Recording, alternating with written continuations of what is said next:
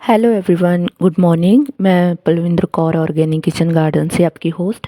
तो चलिए आज बातें करेंगे हम कुछ गुलाब के बारे में और कुछ करेंगे गुलाब के प्लांट्स की टिप्स आपके साथ शेयर, और जिससे होगा आपकी गुलाब की प्रॉब्लम का जो 90% समाधान है वो।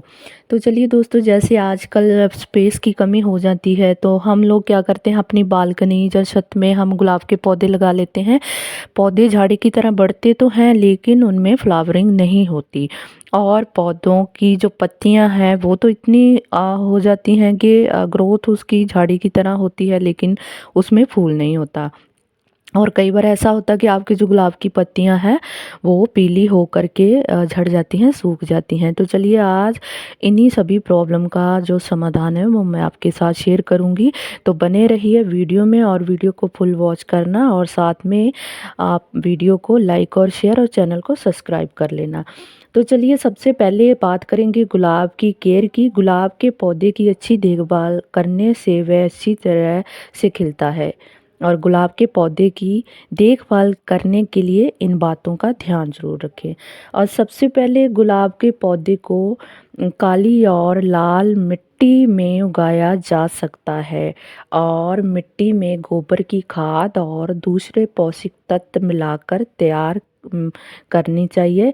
और जैसे गुलाब के पौधों को महीने में कम से कम 2 बार गोबर की खाद देनी ही चाहिए। और गुलाब के पौधे को कैल्शियम की भी बहुत ज़रूरत होती है, और इसीलिए गुलाब के पौधे में जो बोन मील्स की खाद होती है वो डालना ज़रूरी होता है, और आप महीने में 1 बार इसमें बोन मील का जो खाद है वो दे सकते हो।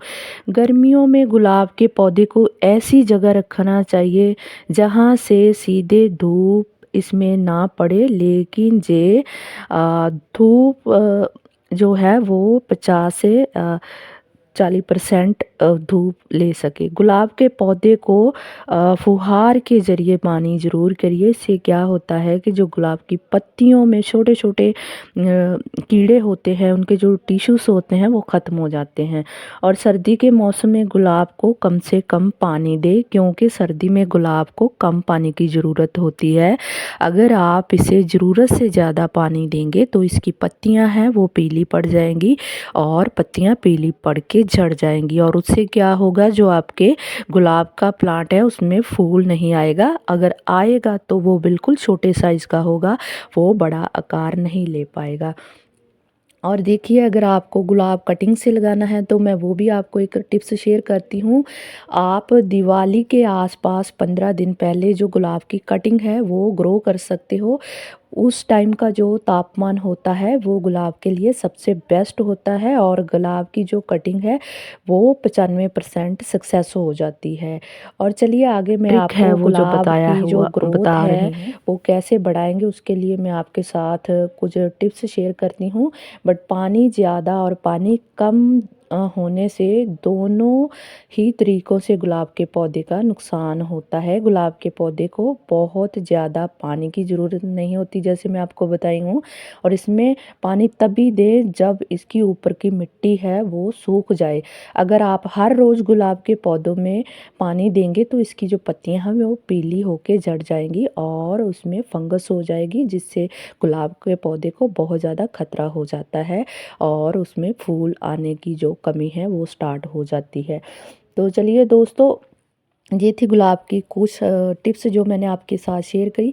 और दूसरा, आप अगर घर पे होममेड फर्टिलाइज़र देना चाहते हो तो चाय पत्ती, फ्रेश चाय पत्ती को उबाल के उसको ठंडा करके छान के आप अपने जो गुलाब के प्लांट है उसमें दे सकते हो। इससे क्या होता है कि जो गुलाब में उनकी बोनसिटी है वो बढ़ जाती है, और जो गुलाब के पौधे होते हैं उनमें जितनी भी नाइट्रोजन की कमी होती है वो पूरा हो जाता है, और जो गुलाब का साइज़ है वो बड़ा हो जाता है, जैसे आप मेरे गुलाब के साइज़ देख रहे हो। तो चलिए दोस्तों, इसी के साथ एक और टिप्स आपके साथ जो मैं शेयर करना चाहती हूँ वो ये है कि मिट्टी में अगर आपको लगता है कि फंगस है प्लांट की जो मिट्टी है उसमें फंगस हो रही, तो उसमें आप हल्दी का पाउडर डाल सकते हो। इससे क्या होता है कि जो गुलाब में चींटियाँ लगती हैं वो चींटियाँ ख़त्म हो जाती है और गुलाब की जो रूट्स होती हैं वो जो और ज़्यादा सेफ हो जाती हैं।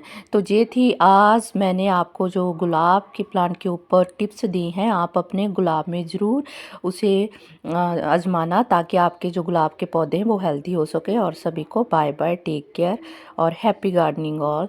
और आप ऐसे ही अपने पेड़ पौधों के साथ अच्छे से उनकी केयर करें, अच्छा फर्टिलाइज़र दें। होममेड फर्टिलाइज़र सबसे बेस्ट होता है प्लांट्स के लिए। उनका ना तो कोई साइड इफ़ेक्ट्स होता है और ना ही पौधे को कोई उनका नुकसान होता है। और अगर हम होममेड जो फर्टिलाइज़र है पौधों में वो देते हैं तो जो पत्तियां हैं वो और ग्रीनलिश होकर आती हैं और जो गुलाब के साइज़ है वो पहले से ज़्यादा बड़े हो जाते हैं। और ये मेरी आजमाई हुई सभी टिप्स हैं जो मैंने आज आपके साथ शेयर की, जो मैं अपने प्लांट के ऊपर इस्तेमाल करती हूँ, जो हमेशा मैं अपने प्लांट के लिए फर्टिलाइज़र यूज़ करती हूँ, वही सभी फर्टिलाइज़र मैंने आपको आज टिप्स में बताए हैं। वीडियो अच्छी लगे तो वीडियो को लाइक और शेयर ज़रूर कर दीजिए, चैनल को